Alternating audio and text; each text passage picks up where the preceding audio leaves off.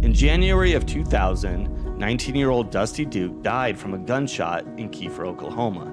Her death was ruled a suicide, but years later, Dan Ferree began publicly claiming that Dusti's death may have somehow been connected to Donald Trump, Jeffrey Epstein, and an alleged encounter with Ghislaine Maxwell at Trump Tower.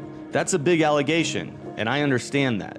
And I'm not saying that Dan is being truthful. I'm not saying that Dan is credible, and I'm not saying that his story is a fact.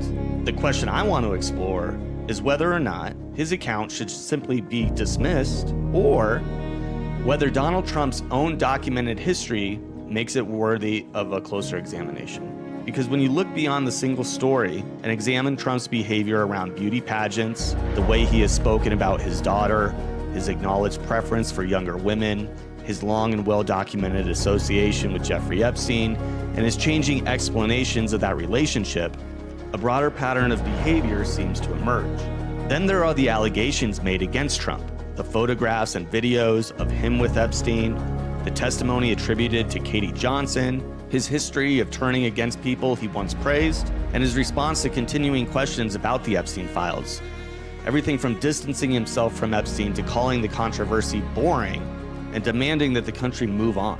None of that proves what happened to Dusti Duke, and it doesn't prove that what Dan Ferree says is true, but it may help us answer a more narrow and responsible question, which is Dan's story truly unbelievable, or is it just exposing something that's been hiding in plain sight for decades? Let's get into it.